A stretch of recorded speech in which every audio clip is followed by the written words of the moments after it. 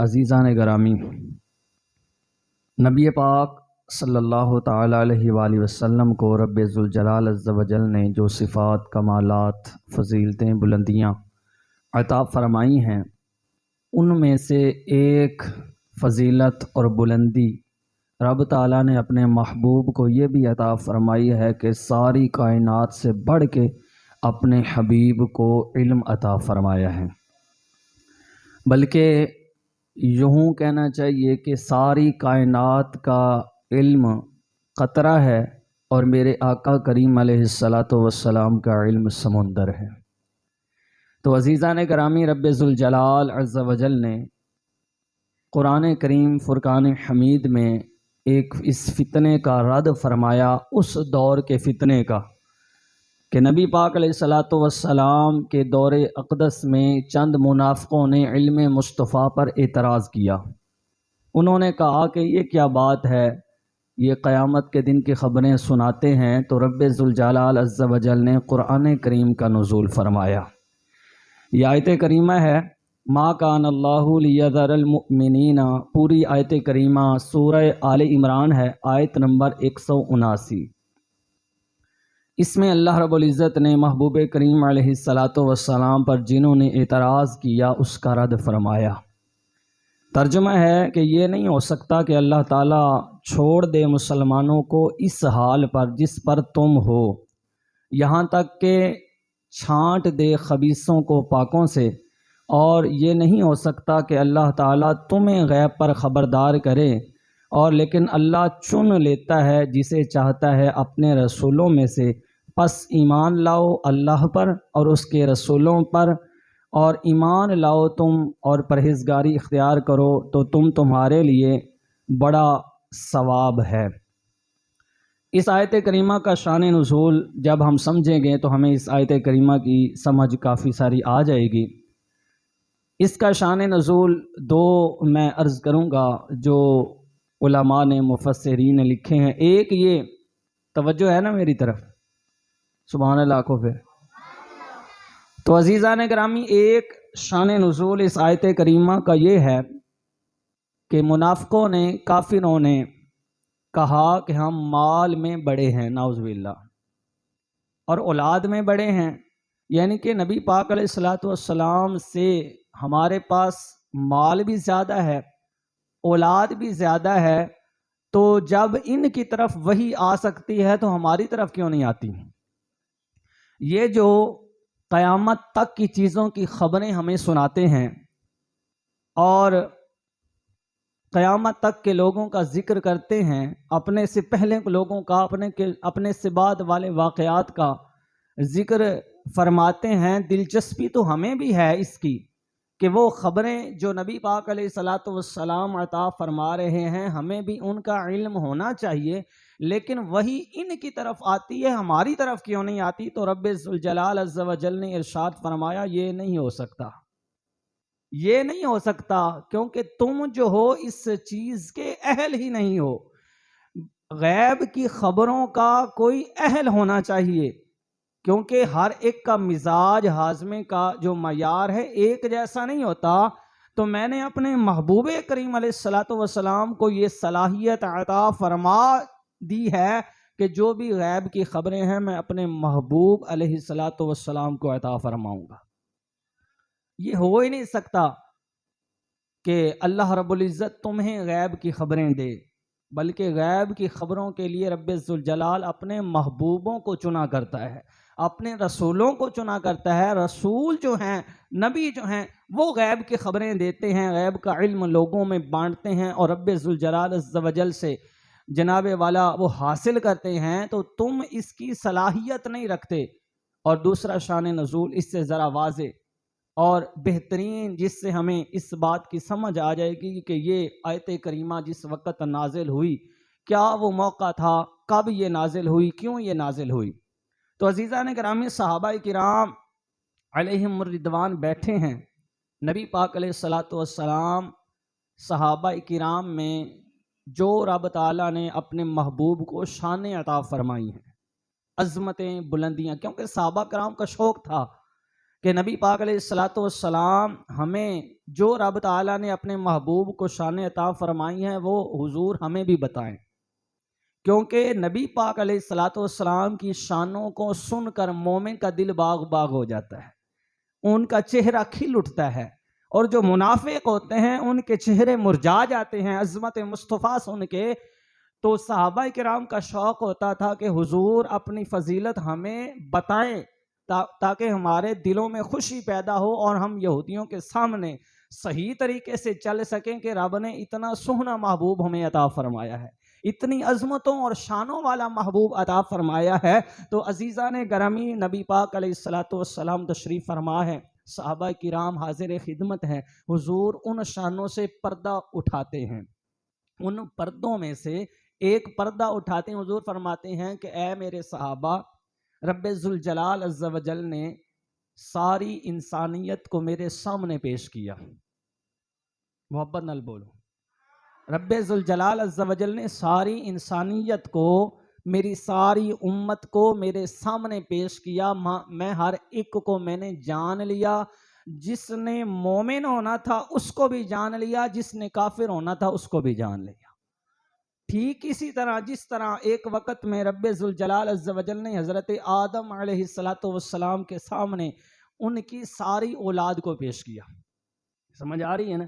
جس طرح حضرت آدم علیہ السلام کے سامنے رب ذوالجلال عز و جل نے ساری انسانیت کو، وہ چونکہ ابو البشر ہیں تو ساری اولاد کو رب تعالیٰ نے جس طرح ان کے سامنے پیش کیا، اسی طرح رب ذوالجلال نے ساری انسانیت کو میرے سامنے پیش کیا۔ میں نے جان لیا کہ کون کون کافر ہوگا، کون کون مسلمان ہوگا۔ تو عزیزان گرامی، حضور صحابہ کرام میں یہ باتیں ارشاد فرما رہے ہیں تو منافقوں کو اس بات کی خبر ہوئی، کیونکہ مسجد نبوی شریف میں منافق بھی ہوتے تھے۔ شروع میں انہوں نے جھوٹ موٹ کا کلمہ پڑا ہوا تھا، روپ مسلمانوں والا تھا، پر دل ان کا کفرستان تھا، دل میں کفر تھا، اور زبان سے کلمہ پڑھتے تھے، اور وہ بھی موجود تھے صحابہ کرام میں۔ تو جب موجود تھے تو باہر جا کے وہ کہنے لگے کہ یارو عجیب بات ہے نا کہ نبی پاک علیہ السلام قیامت کے دن کی خبریں سناتے ہیں اور فرماتے ہیں کہ مجھے رب تعالیٰ نے اتنا علم عطا فرمایا ہے کہ ساری انسانیت کو جانتا ہوں، کون کون کافر ہے، کون کون مسلمان ہے، ہمارا پتہ نہیں ہے کہ ہم جھوٹ موٹ کا کلمہ پڑھ کے انہی میں بیٹھے ہوئے ہیں، ہمارا پتہ نہیں ہے، اور باتیں اپنے سے بعد والوں کی کرتے ہیں، جو پیدا نہیں ہوئے ان کی باتیں حضور کرتے ہیں، یہ عجیب بات نہیں؟ تو یارو اتنا کہنا تھا، نبی پاک علیہ السلام کو خبر ہوئی، حضور کو خبر ہوئی، میری سرکار علیہ السلام نے منبر شریف پر جلوہ گر ہوئے، صحابہ کو بلایا، منبر شریف منگوایا، جلوہ گر ہوئے، نبی پاک علیہ السلام رب تعالیٰ کی حمد و ثنا کی، اور جس طرح حمد و ثنا خطبہ سے پہلے آج بھی کی جاتی ہے، تو رب تعالیٰ کی حمد و ثنا کرنے کے بعد حضور علیہ السلام نے جلال والے جملے ارشاد فرمائے، اور اب اس شان نزول سے ہمیں اس بات کا بھی علم ہوگا کہ وہ وقت کہ جس میں علم مصطفیٰ پر اعتراض ہوا، کن کی طرف سے اعتراض ہوا، کون تھے وہ جو علم مصطفیٰ پر اعتراض کرتے تھے؟ اور حضور علیہ السلام جو کہ رب تعالیٰ نے غیب کے علوم عطا فرمائے ہیں اپنے محبوب کو، کہ غیب کے علوم پر جو اعتراض کر رہے تھے اس وقت وہ کون لوگ تھے، اور آج بھی جو علم مصطفیٰ پر اور حضور علیہ السلام کے غیب کے علم پر اعتراض کرتے ہیں وہ کون لوگ ہیں؟ تو عزیزان گرامی، نبی پاک علیہ السلام نے منبر شریف منگوایا اور حضور علیہ السلام نے جلال والے جملے ارشاد فرمایا لوگوں کا کیا حال ہے کہ ہمارے علم کے متعلق زبانیں تاں دراز کرتے ہیں۔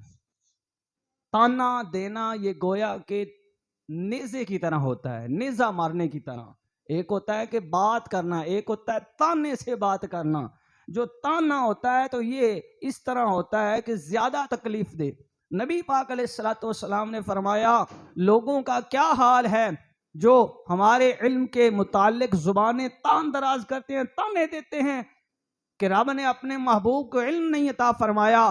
اس کے بعد نبی پاک علیہ السلام نے فرمایا آج سے قیامت تک کی جو بات چاہو پوچھ لو، میں تمہیں ابھی اس کا جواب دوں گا.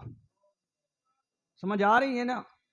فرمایا اب میرے علم پر جو اعتراض کرتے ہیں، جو کہتے ہیں کہ ہماری خبر نہیں اور قیامت تک کے لوگوں کی خبریں دیتے ہیں، ان سے میرا چیلنج ہے کہ آج اس وقت مجھ سے پوچھ لو، قیامت تک اور قیامت کے بعد بھی جو بھی خبر پوچھو گے، میں اللہ کا نبی رب کی توفیق اور عطا سے اس کا جواب دوں گا. اور یہ بھی نہیں فرمایا کہ جبریل آئیں گے پھر میں جبریل مجھے خبر دیں گے. فرمایا کہ جبریل تو خبر دیتے ہیں، یہ اصول اور طریقہ ہوا کرتا ہے، لیکن آج اس وقت جب میں منبر پہ بیٹھا ہوں، نبی پاک علیہ السلام نے فرمایا جو پوچھو گے، جس بات کی خبر مجھ سے لینا چاہو لے لو، میں بتانے کے لیے تیار ہوں. یارو منافقین وہاں بیٹھے تھے، نبی پاک علیہ السلام نے جب یہ جملے ارشاد فرمائے ان کا سامنے کرنے کی جرأت نہ ہوئی، وہ سامنا نہیں کر پائے.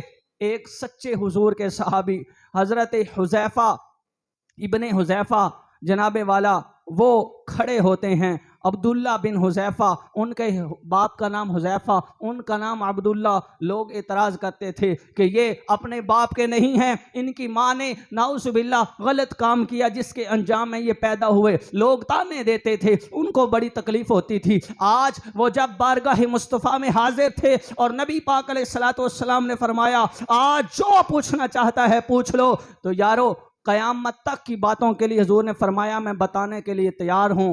لیکن یہ ماضی کا ایک کام تھا، ماضی کا فعل تھا، اور اس کا تعلق صرف اور صرف حضرت عبداللہ کی والدہ کے ساتھ تھا. انہیں ہی پتا تھا یا رب کو پتا تھا کہ اصل حقیقت میں کون باپ ہے. لیکن نبی پاک علیہ السلام کی بارگاہ میں جب حضرت عبداللہ بن حذیفہ عرض کرتے ہیں یا رسول اللہ صلی اللہ تعالی علیہ وسلم، یہ منافقین تو کچھ نہیں پوچھ رہے، میری ایک عرض ہے، وہ یہ ہے کہ لوگ مجھے تانے دیتے ہیں کہ نعوذ باللہ یہ حرام زادے ہیں، حلالی نہیں ہیں. حضور میرے تعلق سے بتا دیجئے، فرما دیجئے کہ میرا اصل باپ کون ہے. نبی پاک علیہ السلام نے فرمایا عبداللہ تو فکر نہ کر، واقع تو حذیفہ کا بیٹا ہے. جس نام سے تو منسوب ہے تیری نسبت سچی ہے، تیری ماں نے کوئی غلط کام نہیں کیا. اتنا کہنا تھا. وہ تو خوش ہو گئے. ماں بعد میں ذرا پریشان ہوئی کہ آج تو پردے اٹھ رہے تھے، یہ نہ ہوتا اگر میں کوئی غلط کام میں نے کیا ہوتا تو آج میرا تو پردہ اٹھ جانا تھا.